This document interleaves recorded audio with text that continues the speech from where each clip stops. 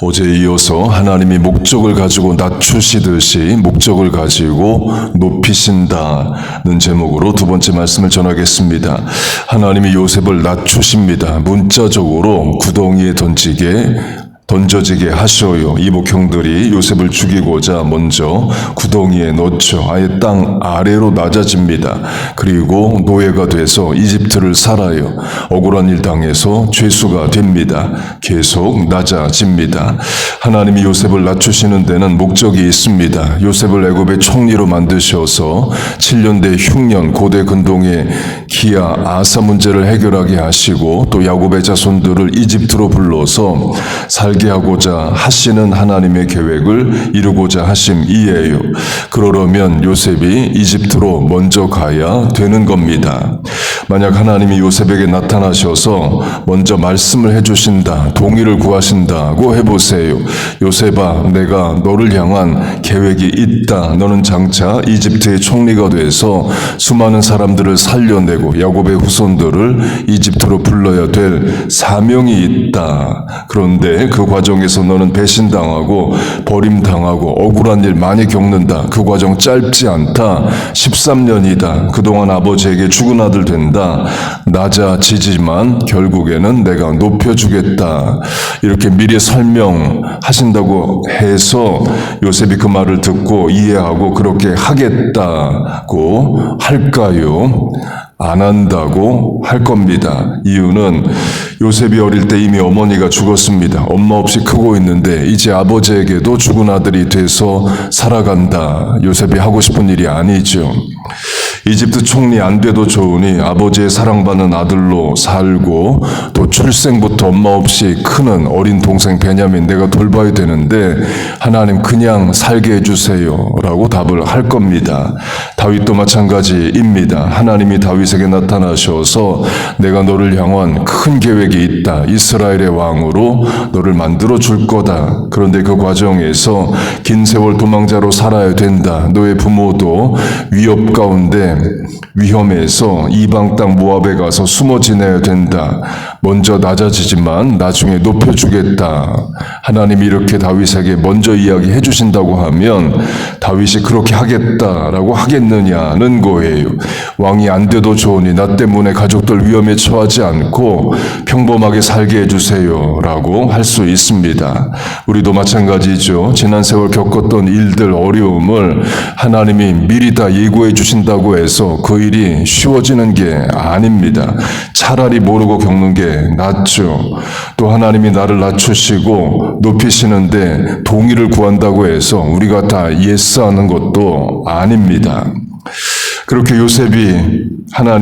하나님이 요셉을 낮추십니다. 낮추시는데 분명한 목적이 있죠. 요셉을 이집트로 먼저 보내서 총리가 되게 하시고 또 고대 근동 기아 문제 해결하고 야곱의 후손들을 부르고자 하심이에요. 자발적으로 가게 되지 않기 때문에 강제적으로 가게 하십니다. 그 과정에서 많은 어려움을 겪어요. 곧 하나님이 목적을 가지고 일을 하시는데 사람 입장에서는 이해도 안 되고 또 설명도 다 안 해주시고 설명해 주셔도 이해가 안 되는 게 현실입니다. 그렇게 요셉이 낮아집니다. 그 과정에서 요셉을 억울하게 한 사람들이 많습니다. 10명의 이복형들이 있고 보디발의 아내가 있고 술 맡은 관원이 요셉을 잊어버리는 그런 일을 겪어요. 13년의 세월이 흘러서 요셉이 이집트의 총리가 됩니다. 1인지하 만인지상의 높은 위치에 서게 됩니다. 높아지는데도 하나님의 목적과 뜻이 있습니다. 그 목적을 깨닫지 못하면 요셉은 높아졌을 때 범죄하게 됩니다. 그동안 억울하게 했던 사람들 찾아가서 복수하는 데 높아짐을 이용할 수 있죠. 먼저 술 맡은 관원입니다. 자신을 기억해달라고 부탁을 했는데 2년 동안 잊어버립니다. 처음 몇 달 동안은 요셉이 큰 기대 가운데 하루하루를 보냈을 겁니다. 내일은 소식이 올까? 모레는 내가 감옥에서 나갈까? 그러다 어느 날부터는 아예 절망 가운데 있었을 겁니다. 내가 잊혀졌다 버림받았다는 사실에 절망했을 거예요.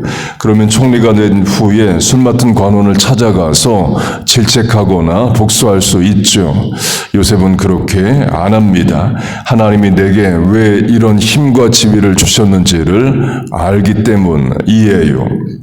보디발의 아내도 마찬가지입니다. 요셉 억울하게 해서 감옥에 갑니다. 총리가 됐을 때 요셉이 보디발의 아내를 또 질책하거나 또 벌하거나 할 수 있죠. 그렇게 하지 않아요.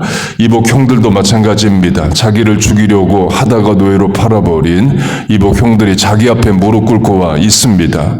그때 얼마든지 복수하려면 할 수 있죠. 그러나 요셉은 하질 않아요. 물론 어렵습니다. 그래서 요셉이 통곡하는 장면이 나옵니다. 옆 건물에 애굽 왕이 있는데 옆 건물의 왕이 들을 정도로 크게 울어요.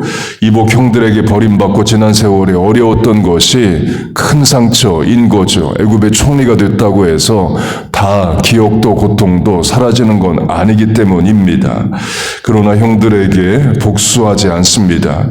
왜 하나님이 애굽의 총리란 지위를 주셨는가를 분명히 알기 때문이에요. 그러니까 하나님이 그런 지위도 주시는 거죠. 그게 안 되면 그 지위도 안 주십니다. 홍길동에게 뭘 주시면 꼭 그걸 가지고 복수하는 데 쓰거나 개인의 유익이거나 하나님의 뜻에 반대되는 일에 쓴다면 하나님이 아예 안 주실 수도 있는 겁니다. 확대 적용하면 내가 병약합니다. 부족하고 모자라요. 낮아집니다. 그런데 하나님 건강 주시고 부유하게 하시고 승승장구하게 해주시면 곧 높아지면 하나님 없다는 삶을 살고 교만해집니다. 그러면 차라리 병약해서 예수 잘 믿고 천국 가는 게 낫죠. 차라리 없고 부족해서 간절히 평생 살다가 믿음 지키고 하나님 나라 가는 게 맞는 겁니다. 아니에요, 목사님. 나는 건강해도 부유해도 뜻대로 다 돼도 내 마음 간절함 자세 전혀 흐트러지지 않아요. 를 내가 모릅니다. 출애굽과 가나안 입성으로 하면 노예로 살던 이스라엘 백성들 자유민 되게 하시고 살 거주지 땅까지 주십니다. 그러자 그 땅에서 800년 우상 숭배합니다.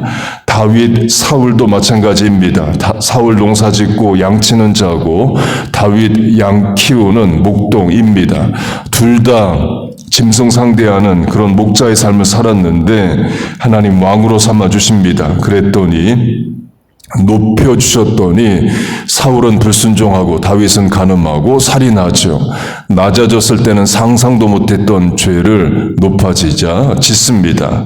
곧 내가 나를 모릅니다. 그래서 요셉이 훌륭한 겁니다.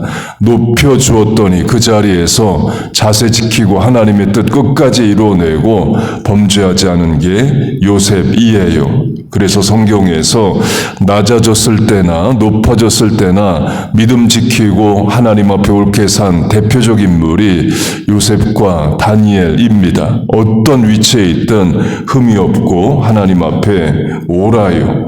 당연히 어렵습니다. 그래서 요셉이 통곡하는 장면이 있어요. 만약 요셉이 높은 지위를 가지고 복수했으면 통곡하지 않고 도리어 웃습니다. 술 맡은 관원에게 복수하고 웃고 보디발 안에 벌 주고 웃고 10명의 이복 형들 벌 주고 웃었을 겁니다. 통곡했다는 말은 억울한 복수심, 속상함을 절제했다는 거고 하나님 앞에 바르게 살고자 몸부림했다는 거죠. 그게 인간적 감정으로는 통곡으로 드러나는 겁니다. 그 어려운 일을 요셉은 합니다. 그러니까 하나님이 애굽의 총리 시켜주실 만 한 거죠. 그리고 요셉이 높아졌을 때에 하나님의 목적을 깨닫지 못하면 요셉은 그 지위와 정보력을 가지고 수많은 사람들을 굶어 죽게 만들 수 있습니다. 요셉이 애굽 왕의 꿈을 해석하면서 14년 동안 일어날 일을 알게 됩니다. 7년대 풍년이 오고 그 뒤에는 7년대 흉년이 와요. 요새식으로 하면 14년 동안의 경제, 농사, 날씨, 기후 이런 것들을 먼저 알게 됩니다. 엄청난 정보인 거죠. 그 정보를 가지고 요셉이 약하게 맘먹으면 고대 근동의 수많은 사람들 죽이고도 남습니다. 요셉이 7년대 풍년 때에 수학의 5분의 1을 저장하게 만듭니다. 그거 안 하고 놔두면 7년대 풍년 동안 백성들 벌어놓은 거 다 먹고 마시고 쓰고 흥청망청하게 되죠. 그리고 7년 대 흉년이 오면 다 굶어 죽습니다. 또 요셉이 5분의 1의 곡식을 저장하는데 중앙정부에 모아놓지 않고 각 지방 성읍에 모으게 합니다. 각 성읍 중 쌓아두매가 그걸 말해요. 요셉이 중앙에 다 걷어서 쌓아놓으면 중앙정부의 힘이 강해지죠. 그러니까 말 안 듣는 지방 호족이든 또 어느 성이든 망하게 하고 싶으면 곡식 안 주면 됩니다. 그러나 각 성읍에 곡식을 보관하게 함으로 또 빨리 이동할 수 있고 또 즉시 곡식을 나눠줄 수 있게 해서 흉년 때 모두를 살게 합니다. 어쩌면 애굽 왕은 중앙에 모아두길 바랬을 수도 있습니다. 그러나 요셉이 왕을 설득해서 지방에 각각 보관해야 됩니다. 그렇게 말했을 수도 있어요. 확대 적용하면 이런 차원도 있습니다. 창세기를 보면 요셉이 7년 흉년 동안 이집트의 모든 금과 은을 다 모아둡니다. 흉년 동안 백성들이 금, 은으로 대표되는 돈을 내고 곡식을 사가게 해서 그래요. 그 다음에는 이집트인의 토지를 다 받아냅니다. 그리고 전 국민을 소작농으로 만들어요. 곧 토지에서 나온 소유물을 백성들이 갖되 토지 자체는 국가가 가지게 합니다. 그러면 현재 중국 공산당과 같은 나라를 능히 만들 수 있습니다. 지금 중국의 모든 토지는 다 국가 소유입니다. 토지 위에 건물은 개인과 회사가 가질 수 있지만 토지 자체는 국가 소유이에요. 요셉이 공산당이라면 전국의 돈 다 모으고 토지 다 매입하고 나라를 공산국가처럼 만들 수 있습니다. 요셉은 안 그럽니다. 물론 금과 은 토지를 다 애굽 왕에게 돌립니다. 그러나 백성들 충분히 살 만큼 또 만들어 놓아요. 왜 하나님이 나를 높여주셨는지를 요셉은 분명히 알기 때문입니다.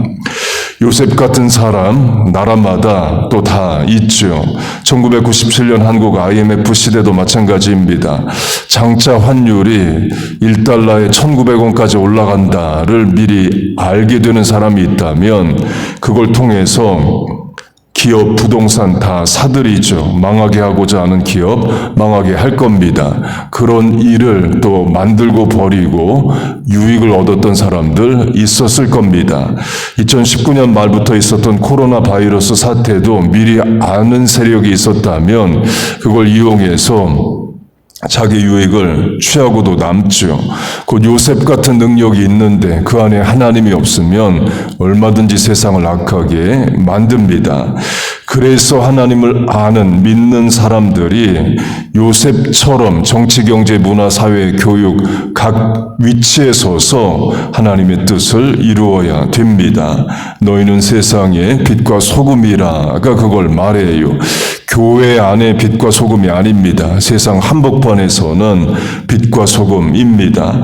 요셉, 다니엘, 모르드게처럼 정치인, 행정가이지만 불신사회 세상 한복판에 서서 하나님의 뜻을 이루어내는 거예요. 또 왕국 시대로 하면 북왕국 이스라엘의 최대 악한 왕이 아합입니다. 그런데 그 아합 밑에 국내 대신 오바댜라는 하나님의 사람이 있습니다. 오바댜라는 말 자체가 하나님의 종이라는 뜻이에요. 50명씩 100명의 선지자를 숨겨 먹이고 살려냅니다. 일종의 요셉 같은 일을 하는 거죠. 우리와 우리 자녀에게도 그런 사명이 있습니다. 하나님이 낮아지게 하시면 그 가운데서도 이루고자 하시는 목적이 있고 소원을 이루시고 높여주시면 거기서도 우리가 이루어야 할 사명이 있습니다. 그걸 깨닫고 알고 사는 것이 우리를 가치 있게 만들고 죄짓지 않게 만들고 결국에 하나님 앞에 바로 서게 만듭니다. 사도 바울의 표현으로 하면 비천에 처할 줄도 알고 풍부에 처할 줄도 알아. 모든 일에 곧 배고픔과 배부름과 풍부와 궁핍에도 처할 줄 아는 일체의 비결을 배웠노니가 됩니다.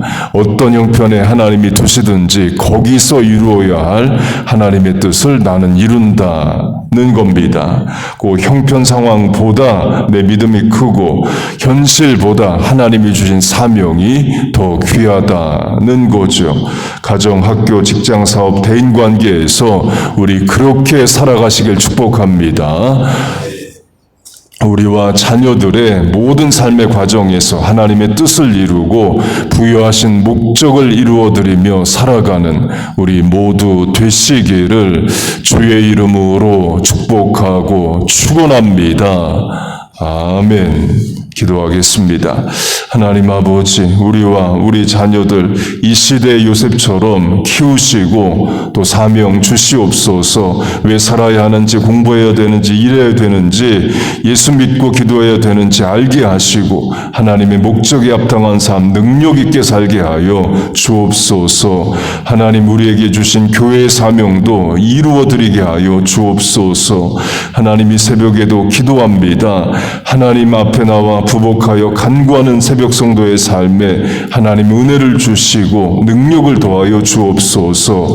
이 아침에 간구에 응답하여 주옵소서. 예수님의 이름으로 기도하옵나이다. 아멘.